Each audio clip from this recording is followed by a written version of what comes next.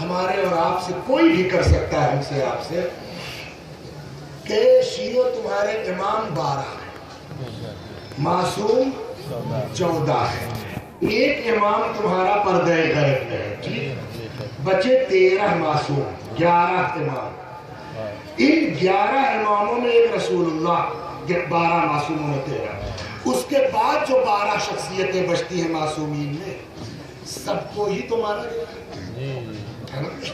کیا امام حسن علیہ السلام کو زہر نہیں دیا گیا، جگر کے ٹکڑے کٹ کٹ کے گرے؟ کیا حضرت علی کے سجدے کے عالم میں ان کے سر پہ تلوار نہیں ماری گئی؟ کیا امام باقر علیہ السلام کو زہر نہیں دیا گیا؟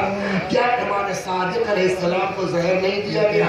کیا جناب فاطمہ زہرا سلام اللہ علیہا کے جسم پر دروازہ نہیں گرایا گیا، پیٹ پر تلوار کے دستے سے وار نہیں کیا گیا؟ سب تو تمہارے ہیں نا، اگر کوئی پوچھے ہمارے پاس کیا جواب ہے اس کا؟ سب کے اوپر ظلم ہوا ہے نا۔ لیکن علی کی مجلس کتنی دن ہوتی ہے؟ 3 دن رمضان میں۔ امام حسن کا غم کتنے دن ہوتا ہے؟ کہیں کہیں 28واں نکل گیا، ختم ہو گیا۔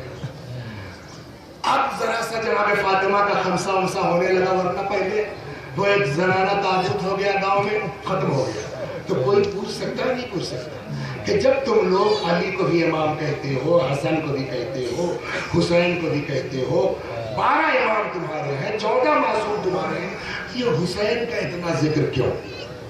سوال کر سکتا، کوئی کر سکتا۔ پہلی محرم شروع ہوئی اور پرسوں تک ابھی چلے، 2 مہینہ 8 دن۔ سوال کیوں اتنا حسین کا ذکر ہوتا ہے؟ جلدی جلدی گزروں گا۔ جواب ان کی مظلومانہ شہادت کی بنیاد پر۔ ایک جواب سیدھا یہ ہے، بہت آرام آگے سمجھیے، حسین کا اتنا تذکرہ کیوں؟ جواب ان کی مظلومانہ شہادت کی بنیاد پر۔ دوسرا سوال، ان کو اتنی مظلومی کے ساتھ مارا کیوں گیا؟ جواب، ایک شرابی، کبابی، بے دین، لامذہب، کافر یزید نام کا آدمی تھا جس نے حسین سے بیعت مانگی تھی، امام حسین نے اس کی بیعت سے انکار کر دیا تھا، نتیجے میں یہ واقعہ ہو گیا۔ ہو گئی بات؟ اب پھر سوال ہوگا، اچھا تو یزید کی بیعت نہیں کی اس لیے مار دیے گئے؟ کہا کبھی یہ بتاؤ امام حسین کو پتا تھا کہ اگر ہم یزید کی بیعت نہیں کریں گے تو یہ سب ہو جائے گا، یا پتا نہیں تھا؟ سوال عقل میں آتی نہیں بات۔ ہمارے پاس 2 جواب ہیں، یا تو ہم کہیں گے حسین نہیں جان پائے کہ کیا ہونے والا ہے، انکار کر دیا تو کر دیا۔ اگر ہم یہ جواب دیتے ہیں تو اعتراض ہوگا جس حسین کو اتنا نہیں پتا کہ یزید کی بیعت سے انکار کا نتیجہ کیا ہوگا، وہ حسین کچھ ہو سکتے ہیں، ہمارے امام نہیں ہو سکتے، سیدھی بات ہے۔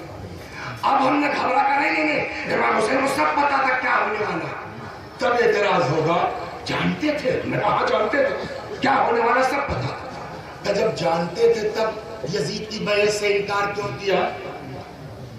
کیوں؟ آپ سے مطلب کیا مطلب ہے؟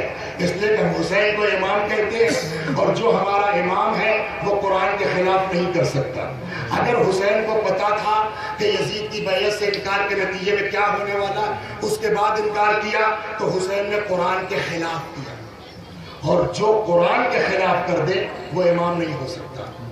کیا مطلب؟ تو قرآن کہتا ہے لا تلقوا بأیدیکم الی التہلکہ، اپنے ہاتھ سے اپنے آپ کو ہلاکت میں نہ ڈالو۔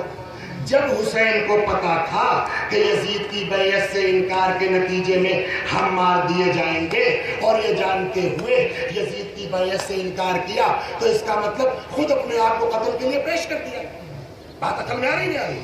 تو قرآن کے خلاف ہوا نہیں ہوا، اور جو آدمی قرآن کے خلاف کر دے وہ امام نہیں ہو سکتا۔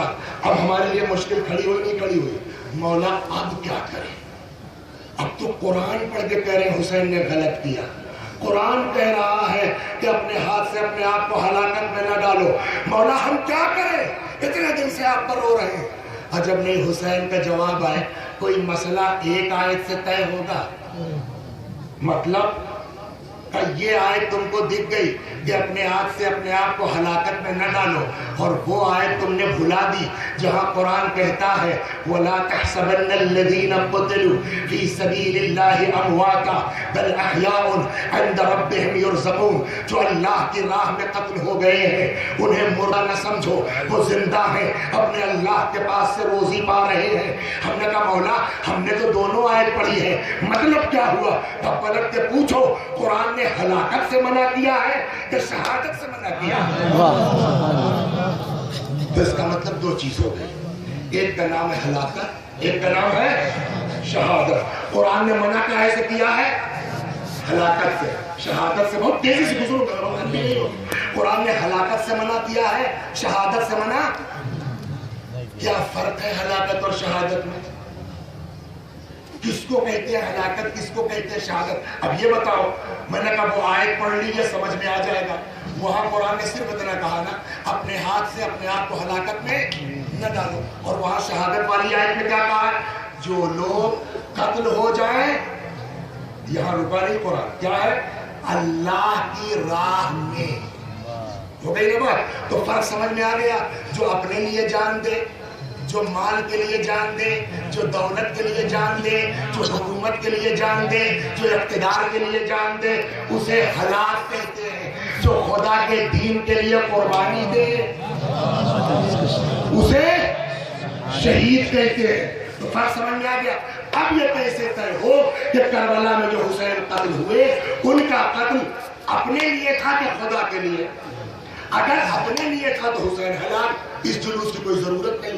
اگر خدا کے لیے تھا تو حسین شہید، شہید زندہ ہے، زندہ کا ماتم کرنے میں کوئی حرج نہیں ہے۔ طے کیسے ہو کہ حسین کا قتل ہلاکت ہے کہ حسین کا قتل شہادت ہے؟ تو شہادت کہتے ہیں وہاں جہاں اللہ کے لیے ہو۔ تو کیسے طے ہو کہ حسین کا قتل اپنے لیے تھا کہ اللہ کے لیے؟ کا وجہ کیا ہے قتل کی؟ یزید کی بیعت سے، یہی وجہ ہے نا۔ اچھا ایک سوال کے جواب آپ دیجئے، ماشاءاللہ توجہ سے سن رہے ہیں۔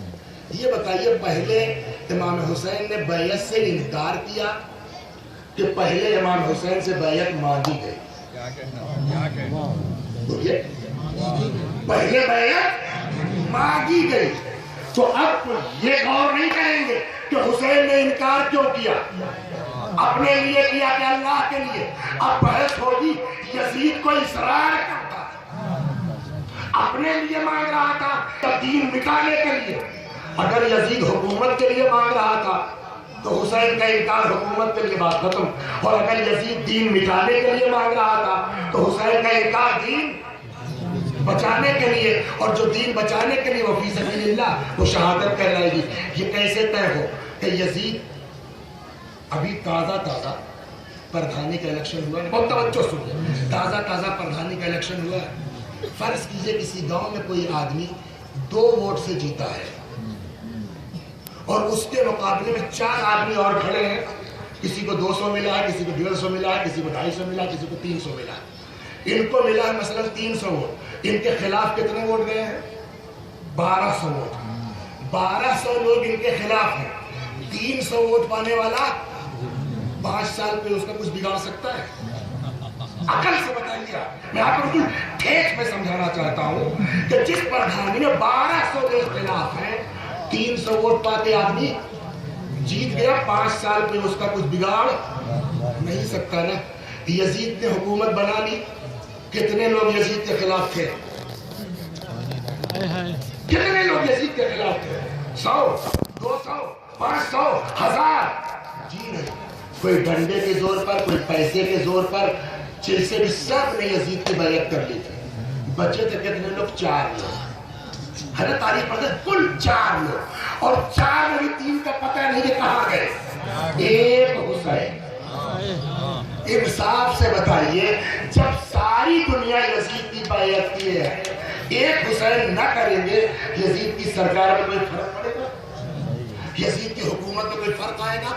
اس کا مطلب اگر حسین سے یزید بیعت نہ مانگتا اور حسین بیعت نہ کرتے تو یزید کی حکومت پر فرق آنے والا طے ہو گئی ہے۔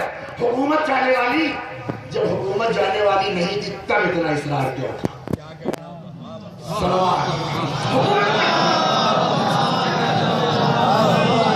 یزید کی سرکار کو کوئی خطرہ امام حسین سے نہیں تھا. جب نہیں تھا تو اتنا اصرار کیوں ہے؟ اس پہ ہی رک جائے 5 منٹ. جناب موسیٰ جو دین لے کے آئے تھے وہ آج ہے. حضرت عیسیٰ جو دین لے کے آئے تھے وہ آج ہے نہیں. کیسے مٹا؟ کوئی جنگ ہوئی؟ کوئی لڑائی ہوئی؟ کہا نہیں. کیا یہ کہ جو لوگ موسیٰ کے ماننے والے تھے، عیسیٰ کے ماننے والے تھے، وہ اسی دین میں گھس گئے اور گھس کر کے اتنی بھیانک تبدیلیاں کر دی کہ کئی عدد انجیل ہو گئے. ہو گئی نا بات؟ اب ادھر آئیے. ایک چیز ہے کہ اگر کسی دین کو ختم کرنا ہے لڑنے کی ضرورت نہیں ہے، اسی میں گھس جاؤ، نیا نیا فتویٰ اسٹارٹ کر دو، دین کچھ دیر کے بعد خود ہی اپنی اصلیت کھو دے گا. یہ ہوا نا.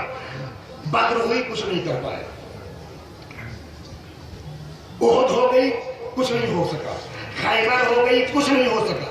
مکے میں جتنی مصیبتیں ڈال سکتے تھے پیغمبر پر ان لوگوں نے ڈالی. آخرکار ہجرت ہو گئی. ہجرت کے بعد جنگیں ہوئی.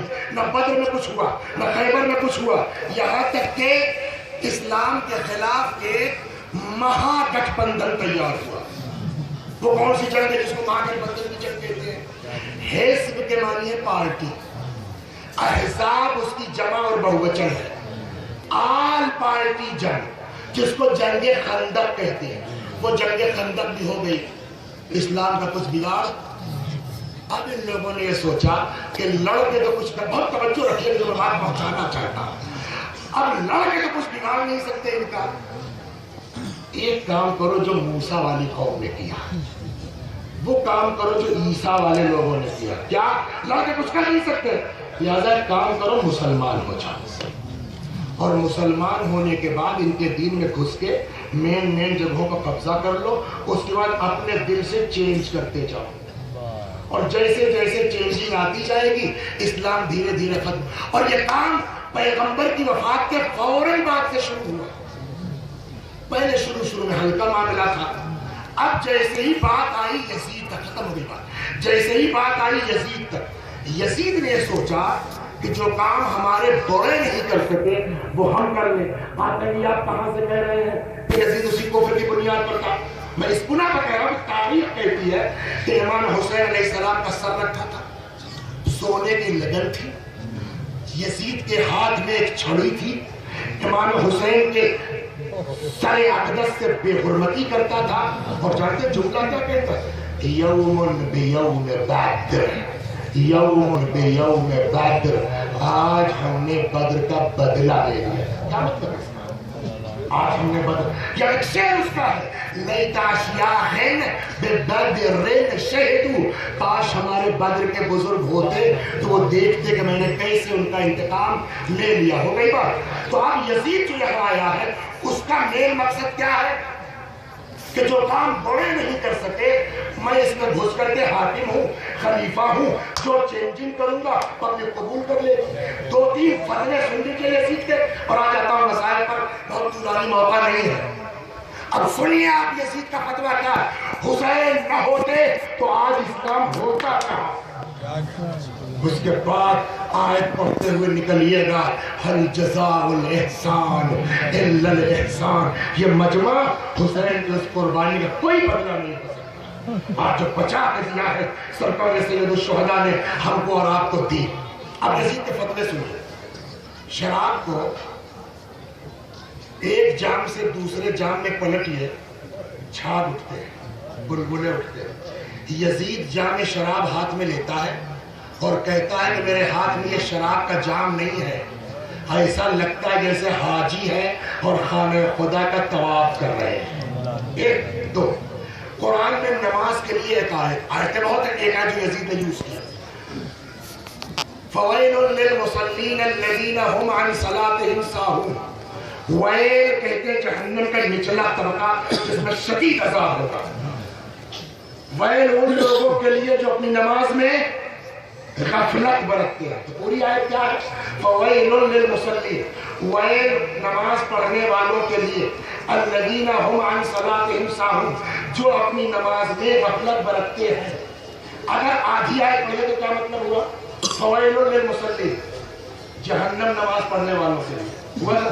अब आइए शराब के मुताबिक आयत है, मना किया गया है, हराम है, लेकिन ये लफ्ज़ वैल नहीं इस्तेमाल हुआ। यसअलूनका अनिल खम्र वल मैसिर कुल फीहिमा इस्मुन कबीर, ये मेरे पैगंबर, ये लोग शराब और जुए के बारे में सवाल करते हैं, आप कह दिए बहुत बड़ा गुनाह है। यजीद ने क्या किया? दोनों आयतों को इकट्ठा किया, वहां से शराब वाली आयत ली, यहाँ से नमाज वाली आयत ली, और दोनों आयतों को इकट्ठा करके शेर कहता है मा काल रब्बुका वैलुल लिल्लज़ी शरिबा, नहीं कहा है तुम्हारे रब ने। पहले तो यही पकड़ा गया ना, तुम्हारे रब का मतलब क्या हुआ? यानी यजीद अल्लाह को अल्लाह नहीं समझता था, अपना कुफ्र तो यही साबित कर दिया। मा काल रब्बुका वैलुल लिल्लज़ी शरिबा, नहीं कहा है तुम्हारे रब ने लफ्ज़ वैल उन लोगों के लिए जो शराब पीते हैं, बल काल वैलुन लिलमुसल्लीना, हाँ उनके लिए लफ्ज़ वैल जरूर कहा है जो नमाज पढ़ते हैं। क्या फतवा हुआ यजीद का? मतलब शराब पियो कोई हराज, नमाज मत पढ़ना, नमाज के करीब मत जाना, जहन्नम में डाल देगा खुदा। तो यजीद का फतवा क्या हुआ? नमाज पढ़ने की जरूरत नहीं है, शराब पीने में कोई हराज नहीं है। और कौन कह रहा है? मुसलमानों का खलीफा, मुसलमानों का हाकिम। लेकिन कहीं ना कहीं, अब सुनिए अपने आगे अपनी मन, कहीं ना कहीं यजीद के अंदर एक डर था कि पहले लोगों ने थोड़ा बहुत तब्दीली की, तब्दील मान गई, लेकिन यार सीधे सीधे शराब जाए सर, नमाज मत पढ़ो, तो इतना भी लोग बेदीन नहीं है कि यजीद की इस बात को मान लेंगे। तो अब कहीं हंगामा ना हो जाए, कहीं इनकलाब ना आ जाए। वो देखो यजीद को नमाज को मना करता है, वो देखो यजीद को शराब को जायज कहता है। लिहाजा कोई ऐसा मजबूत आदमी मिल जाता जिसके घर से इस्लाम चला, जिसके घर से दीन चला, वो अगर बैयत कर ले मेरी और चुप हो जाए तो पब्लिक चिल्लाती रहे, क्या फर्क पड़ता है? अब लोग कहीं बहुत देखो यजीद को शराब को जायज कह रहा है, नमाज को मना कर रहा है। यजीद कहेगा मैं तुम क्या, तुम्हारी औकात क्या? जिस हुसैन के घर से नमाज चली है वो तो बैयत करके चुप हो गए, आप आए हैं एतराज करने वाले। कुछ समझ में है इसरार क्यों था? ताकि यजीद जो दीन को मिटाना चाहता है, बस खत्म हो गई तकरीर। यजीद जो दीन को बर्बाद करना चाहता है, वो चाहता था हुसैन हमारी सारी गलत कारियों पर चुप हो जाए। और अगर हुसैन चुप हो के यजीद को मान लेते, आज इस्लाम होता, आज नमाज होती, आज रोजा होता। हुसैन ने आवाज दी भला घर उजड़ जाए बर्दाश्त है, मगर नाना का दीन नहीं मिटने दूंगा। यही वजह थी हुसैन ने यजीद की बैयत से इनकार किया। जब इनकार किया अपने लिए कि खुदा के लिए, आप बताइए आप किसके लिए इनकार किया? अपने लिए कि खुदा के लिए? जवाब खुदा के लिए। जो इनकार खुदा के लिए है उसके नतीजे में जो कत्ल होगा वो अपने लिए है कि खुदा के लिए है? खुदा के लिए ना। और जो कत्ल खुदा के लिए उसको क्या कहते हैं? शहादत। कुरान ने हलाकत से मना किया है, शहादत से मना नहीं किया। शेख तुम्हारे मौला की कुर्बानी, और फकत हुसैन की कुर्बानी नहीं है। उसमें आगे अपनी मंजिल पर जो पैगाम देना था वो दे दिया। भाइयों, अगर मेरा मौला न होता, अगर हुसैन न होते तो आज नमाज न होती, आज रोजा न होता, आज दीन न होता, आज इस्लाम न होता। आज जो कुछ है हुसैन शियों के नहीं है, हुसैन सुन्नियों के नहीं है, हुसैन इंसानियत के है। हुसैन ने इंसानियत बचाई है, हुसैन ने शराफत बचाई है। और एक हुसैन के आज अगर कोई पूछ, और यही सब फर्क महसूस कर लीजिए, हुसैन का सर कहां कटा? सजदे में ना। और यजीद का फतवा क्या है? शराब जायज है, नमाज पढ़ने की जरूरत। अब अगर आपसे हमसे कोई पूछ ले, ए भैया बता सकते हैं आप हुसैनी किसको कहते हैं, यजीदी किसको कहते हैं? क्या जवाब है? आसान जवाब, جو مسجد میں دکھائی پڑے اسے حسینی کہیں گے. جہاں شراب نظر آ جائے چاہے کتنے بڑے گھر کا ہو وہ یزیدی ہے, حسینی نہیں ہو سکتا. حسین نے, اور سنا دیں آپ کو, وقت نہیں ورنہ سناتا, باپ کی بیوی, باپ کی بیوی یعنی ماں تھوڑی باپ کی بیوی کہہ رہی, باپ کی بیوی یعنی سوتیلی ماں. یزید حاکم اسلام ہے, فتویٰ معلوم ہے آپ کو, یزید کا فتویٰ ہے سوتیلی ماں سے یعنی باپ کی بیوی سے نکاح جائز ہے. حسین نے آواز دی میں سب قربان کر سکتا مگر نانا کے دین کو نہیں مٹنے دوں, اور اس کے لیے میرے مولا مدینہ منورہ سے نکل پڑے. مکہ معظمہ ہے. عجیب سمجھ میں بات نہیں آتی کہ مولا کا معاملہ یا عورتوں کو لے کے آنے کیا ضرورت ہے, چھوٹے چھوٹے بچوں کو لے کے آنے کی کیا ضرورت ہے. ایک ہی بات سمجھ میں آتی تاکہ ہم کو آپ کو سمجھا سکے, دیکھو ہمارے گھر کا بچہ بچہ تمہارے دین کے لیے جان دینے کو تیار ہے, تو تمہاری کیا سنا دوں آپ کو, آپ جان دیے سب شہید ہو گئے, میرا مولا اکیلا ہے. آپ دیکھیں حسین کے بچے کس طرح چاہتے ہیں ہم دیدار ہو جائیں, اور اسی میں تمام ہے بات. سب شہید ہو گئے, میرا مولا اکیلا ہے, حسین تنہا ہے. بقول مولا امیر المومنین کے کہ دنیا میں باپ بیٹے بہت ہیں, یعقوب اور یوسف جیسے نہیں ہیں. دنیا میں باپ بیٹی بہت ہیں, فاطمہ زہرا اور رسول اللہ جیسے نہیں ہیں. دنیا میں بھائی بہن بہت ہیں مگر حسین اور زینب جیسے نہیں ہیں. روایت کہتی ہے کہ جب سب شہید ہو گئے نا, مولا اکیلے بچے. ایک مرتبہ امام حسین آئے در خیمہ پر, زینب خدا حافظ, اے رقیہ اور رباب خدا حافظ, چلو نبی 15 منٹ آرام آرام سے روئیے, پرسا دیر 2 دن اور بچا ہے, جو زندہ رہے گا اگلے سال حسین کی ماں کو حسین کا پرسا. پتہ نہیں کس کی آخری مجلس ہے, کس کا یہ آخری ہے, اسے کیا پتہ.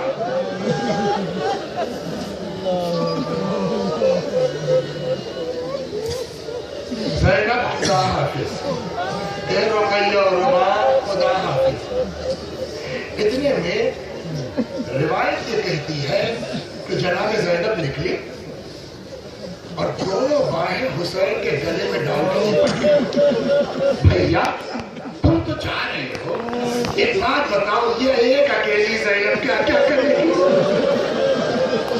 یتیم کو دیکھے, بیمار کو دیکھے, بیراہوں کو دیکھے, روئے, میں دھیرے دھیرے پڑھوں گا, اور آپ بھی دل کھول کے حضرت زہرا کی بارگاہ میں فرصت دے لیجیے.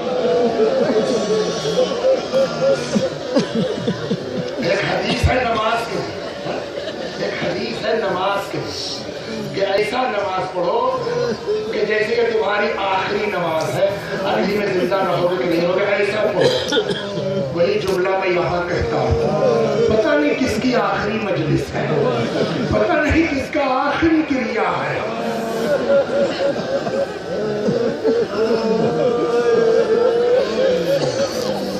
ماشاءاللہ. روایت کہتی ہے باشر علیہ السلام بھائی نے بہن کے دل کی طرف اشارہ کیا. نہ جانے اس اشارے میں کیا خصوصیت تھی, زینب حسین سے الگ ہو گئی. کہا اچھا بھیا جاؤ خدا حافظ. امام حسین کی رخصت میں بڑے مناظر ہیں, لیکن میں جس لائن پہ جا رہا ہوں اس طرف آپ کو لے چلتا ہوں. کربلا میں 2 بہنیں امام حسین علیہ السلام کی سگی ہیں, زینب اور ام کلثوم, مولا کی فاطمہ کی بیٹیاں ہیں, حسین کی سگی بہنیں. ان کے علاوہ 4 یا 5 بیٹیاں مولا کی کربلا میں اور تھیں. حسین کی بہنیں جو اتنی چھوٹی تھی امام حسین سے کہ تاریخ کہتی ہے مولا نے اپنی اولاد کی طرف پالا تھا. اور ایک جملہ سنا معلوم ہے کافی ایک بزرگ خطیب گزرے ہیں, ان کا ایک جملہ مجھ کو بہت اچھا لگتا ہے کہ ماں کے بعد اگر کسی دامن میں آنچل میں محبت ہے نا تو وہ بہن کا دامن ہے. جس کو خدا نے دی ہے وہ قدر ہے. سمجھ گئے؟ ابھی بیماری کی خبر آپ کو پہنچ جائے، بچے پڑوسی کے گھر میں بھیج کے بھاگتی ہے، بھیا کو دیکھنے جا رہے ہیں.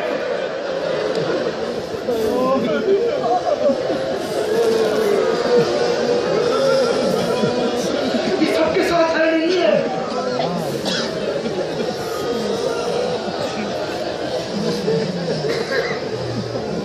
ماشاءاللہ خدا تو کسی گھر میں نہ لائے سوائے اہل بیت کے نسل میں کربلا کی. تو کربلا میں حسین 6 بہنوں کے یا 7 بہنوں کے بھائی تھے. معمولی چیز ہے. جناب زینب کہتی جب رخصتی کا وقت آیا کہتی ٹھیک ہے بھیا جائیے آپ، ہم لوگ جانے سے نہیں روکتے. اے بھیا ان بہنوں کی خواہش ہے.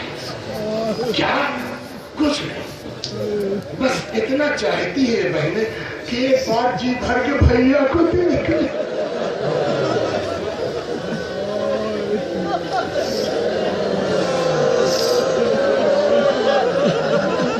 خدا ان آوازوں پر رحمت نازل فرما.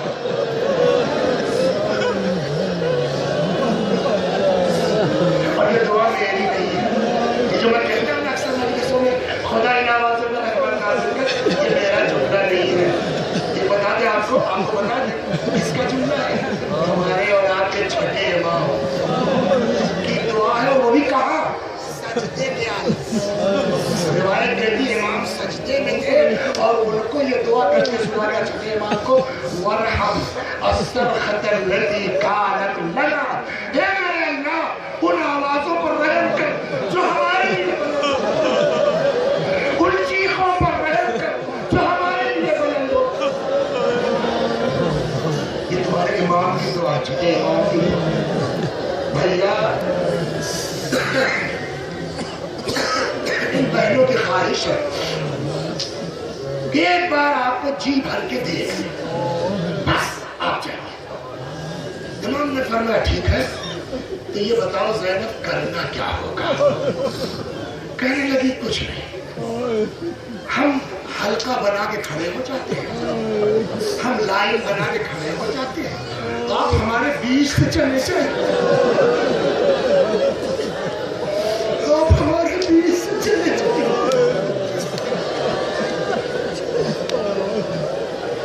یہ کیا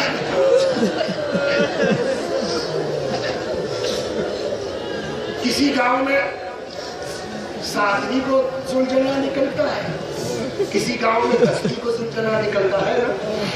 آپ لوگوں سے پوچھتے گاؤں میں جب ہمارے آپ کے زلجلہ نکلتا مجلس کے بعد عاشور کو 10 محرم کو 7ویں کو، اور یہ زلجلہ مردوں کے بعد عورتوں میں جاتا ہے. یعنی غور کیا آپ نے عورتیں کیسا چلاتی ہیں زلجلہ کیوں؟ صرف اس تصور میں کہ مقتل سے میرے مولا کی سواری ایسے ہی آئی، اتنا سوچ کے آج 1400 برس کے بعد یہ عورتیں چیختی ہیں جس میں کوئی زینب نہیں ہے، جس میں کوئی کلثوم نہیں ہے، جس میں کوئی حسین کی بہن نہیں ہے.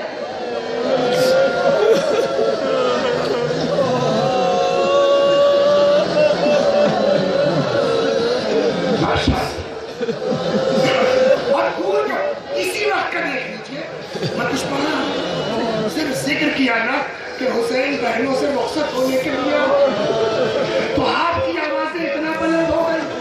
ذرا انصاف سے سوچئے کہ جس مجمع میں لیلا تھی، جس مجمع میں رباب تھی، جس مجمع میں حسین کی 7 بہنیں تھیں، اس مجمع سے جب حسین نکلنے لگے ہوں گے تو گریے کا عالم کیا ہوا ہوگا. کوئی دامن تھام کے کہتی ہے بھیا ارے مدینے پہنچا دو تب جاؤ، کوئی کہتی بھیا ارے جنگل میں کس کے حوالے کر کے جاؤ.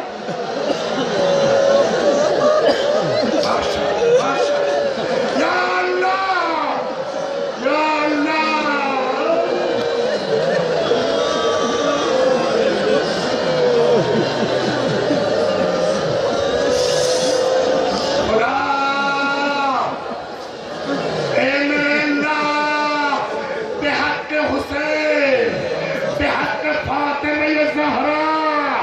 حسین کے بہنوں کی اس دل کی کیفیت کی قسم. ابھی سنا یہ کتنے دن سے آپ کے یہاں آ رہا ہے؟ اس کی بیوی بیمار ہے. شہزادی تمہارے لال کا نوحہ کہاں ہے؟ بڑے معجزے ہر لوگ منبروں سے پڑھتے ہیں.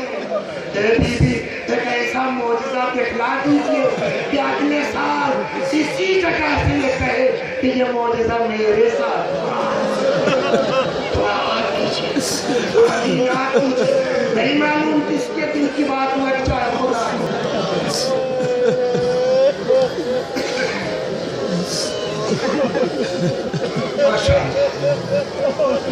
ماشاءاللہ خدا آپ کو کسی جب میں رہے. اب آپ سے ایک سوال, تھوڑا سا رو چکے آپ, تھوڑا سا آرام کر لیجئے, تھوڑا سا سستا لیجئے. ایک تو سوال کا جواب, ہم نے آج ہمارے جیسا گنہگار آدمی 1400 برس کے بعد اس بات کو پڑھ رہا ہے تو ان عورتوں کے مردوں کی آواز کس طرح بلند ہوگی.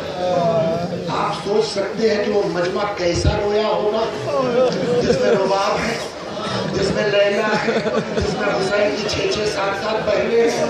بس ایک سوال کا جواب دیجیے, کتنے عقل مند ہیں حسین کے گھر کے بچے. وہاں کتنا بڑا کوہرام ہوگا جب مولا نکل رہے ہوں گے. ہر آدمی عقل سے سوچ سکتا ہے نا, پڑھنے کی ضرورت نہیں ہے. انصاف سے بتائیے, جس مجمع کا یہ حال ہو, ہر عورت بے ہوشی کے قریب ہوگی کہ نہیں ہوگی؟ حسین جا رہے ہیں, معمولی بات نہیں. جہاں خود یہ عورتیں بے ہوشی کے قریب ہوں, وہاں کس کو فکر ہے کہ 3 سال کی بچی کہاں رو رہی ہے؟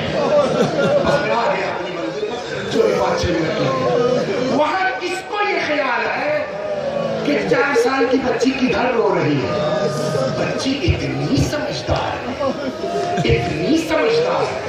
میں سمجھتا ہوں شاید بچے نے یہ سوچا ہوگا اس گریے کے ہنگامے میں میری طرف کون توجہ دے گا, لیکن اتنی عقل ہے, سوچا کچھ بھی ہو بابا جائیں گے تو گھوڑے ہی سے نا, جائیں گے تو سلجھنا ہی سے نا. عقل مندی یہ کی کہ خیمے میں رکنے کے بجائے سلجھنا کے پاس آ کے کھڑی ہو. جب جائیں گے تو یہیں سے جائیں گے, سلجھنا کے پاس آ کے کھڑی ہو. اور جیسے ہی مولا نکلے, ننھے ننھے ہاتھ جوڑ دیے, استسلمت للموت. بابا بابا کیا مرنے کے لیے تیار ہو گئے ہو؟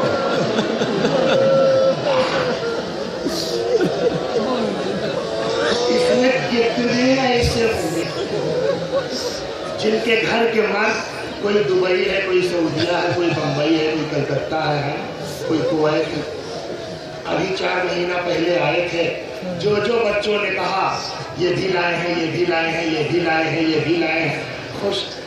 اب وہ باپ پھر جانے لگا. بچوں کو یقین ہے کہ نہیں ہے کہ 2 سال بعد پھر آ جائیں گے ابا, اور ہم جو کہیں گے 2 سال کے بعد ابا وہ سب لے کے آئیں گے, ہے نا. اس کے باوجود جب باپ جانے لگتا ہے, دیکھا بچے کیسا روتے ہیں, دیکھا بچے کیسے بلکتے ہیں. ارے وہ بچی جس کو یقین ہے میرا بابا گیا, اب واپس نہیں ہے.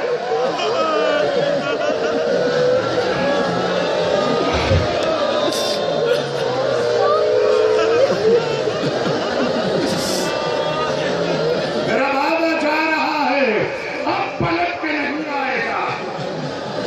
اس کے دل کی کیفیت کون بیان کرے گا, اس یتیمہ کا لہجہ کون بیان کرے گا. بس تاریخ اتنا لکھتی ہے, ہاتھوں کو جوڑ لیا, استسلمت للموت. بابا کیا مرنے کے لیے تیار ہو گئے؟ امام حسین نے جو جواب دیا ہے وہ محاورہ ہے جس کا لفظی ترجمہ اردو میں مشکل ہے. مطلب اس کا سبھی یہ کہتے ہیں کہ شاید یہ ہے کہ جب بچی نے کہا بابا کیا مرنے کے لیے تیار ہو گئے ہو, تو حسین نے جو جواب دیا اس کا مطلب شاید یہ ہے کہ بیٹی وہ کیا کرے جس کا کوئی ناصر نہیں؟ وہ کیا کرے جس کا کوئی مددگار نہیں ہے؟ میں نے کہا نا تھوڑا آرام کر دیجیے، ایک سوال کا جواب اور دے دیجیے۔ بچی ہے نا 3 سال کی 4 سال کی اور بہت چہیتی ہے، اس لیے کہ بعض روایتیں کہتی ہیں کہ امام حسین کا فقرہ ہے مجھ کو وہ گھر اچھا نہیں لگتا جس میں رباب اور سکینہ چہیتی ہے نواب کی۔ اب اگر یقین ہو کر جا رہے ہیں تو انصاف سے بتائیے کہ یہ بچی کہہ نہیں سکتی تھی بابا مت جاؤ بابا، ہم کو یتیم مت بناؤ بابا، بیعت ہی تو مانگ رہے ہیں یہ لوگ، کر لو بیعت، اے بابا ہم کو یتیم نہ بناؤ، کہہ سکتی کہ نہیں کہہ سکتی؟ 3-4 سال کی بچی کہہ دیتی کیا ہو جاتا؟ لیکن آج تک آپ نے کسی ذاکر سے سنا، کسی کتاب میں پڑھا کہ اس یتیمہ نے اپنے باپ سے کہا بابا مت جاؤ؟ روایت الٹا کہتی ہے، جانتے کیا کہا؟ کہنے لگے ٹھیک ہے بابا جائیے، میں جانے سے منع نہیں کرتی، لیکن اے بابا ایک بات، میرے سر پہ اس طرح ہاتھ پھیر دو جیسے یتیموں کے سر پہ پھیرا جاتا۔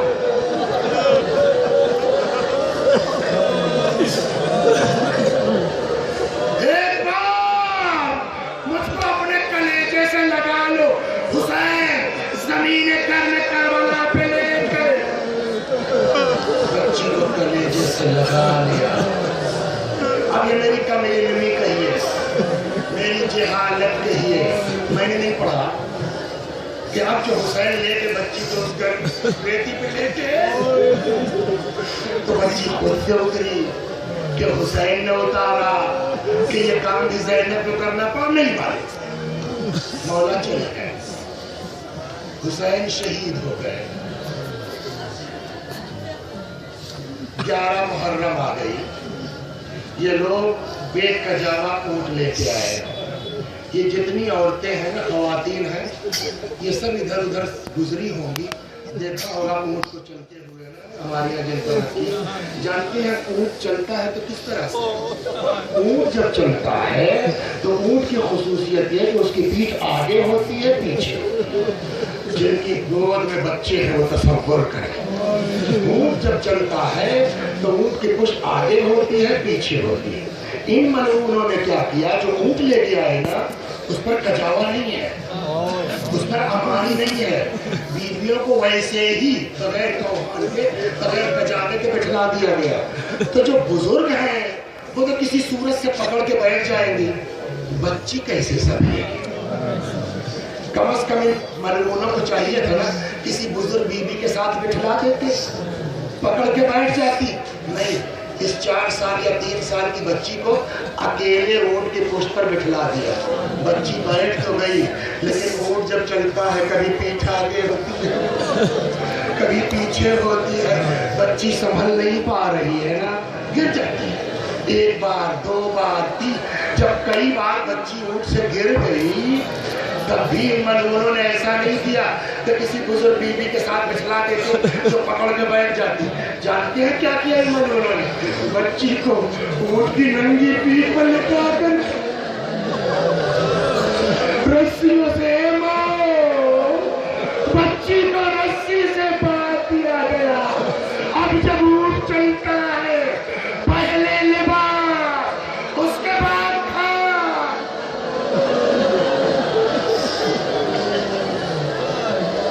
ماشاءاللہ خدا آپ کسی پر میں نہ رونا ہے سوال کرے مزدور کروانا ہے۔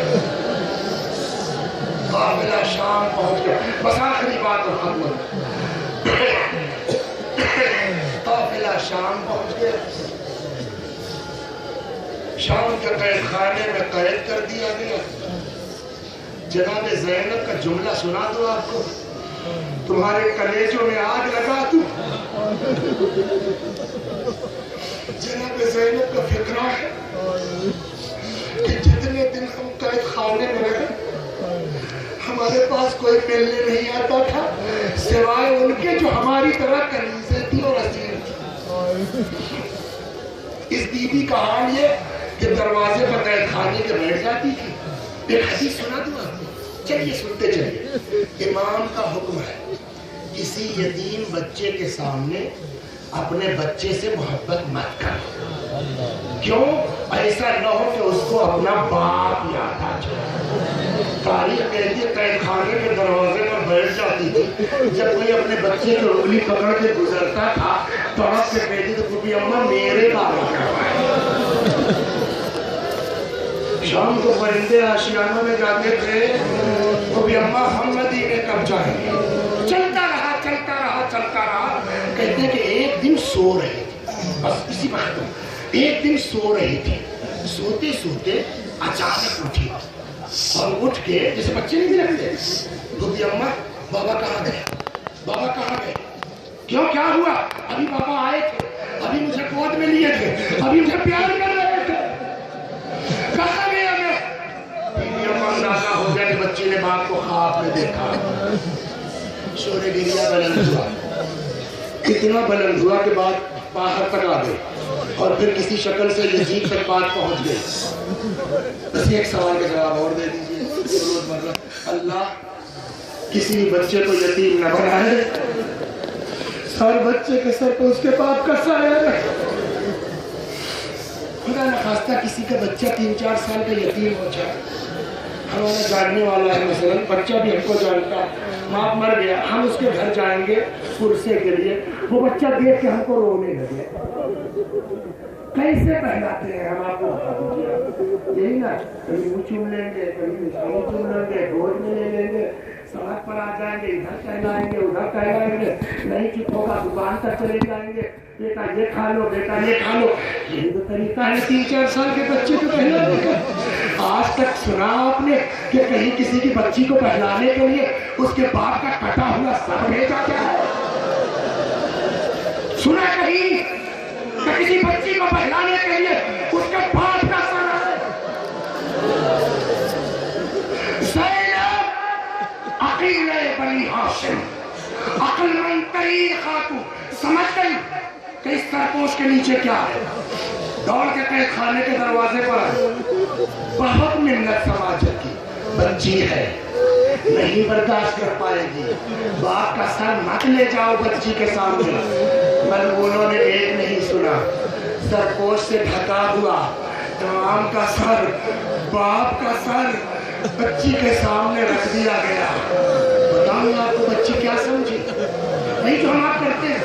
بچی کے دماغ میں نہیں ہے کہ مجھ کو پہلانے کے لیے باپ کا سر آئے گا, سوچ نہیں سکتی. بتا بچی کے دماغ میں کیا ہے؟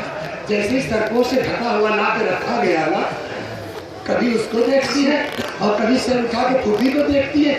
جانتی ہے کیا کہا؟ کہنے کہ پھوپھی اماں ہم نے بھوک کی بات تو نہیں کہی تھی, ہم نے کھانا تو نہیں مانگا تھا, میرا بابا کہا. بچی سمجھی مجھے پہلانے کے لیے کھانا آیا ہے. ارے اب جو سرپوش ہٹا, بچی کی نگاہ باپ کے سر پہ پڑی, رخسارے پہ رخسارا رکھ دیا. اتنا روئی کہ اب جب سر ہٹایا گیا پتا چلا بچی باپ.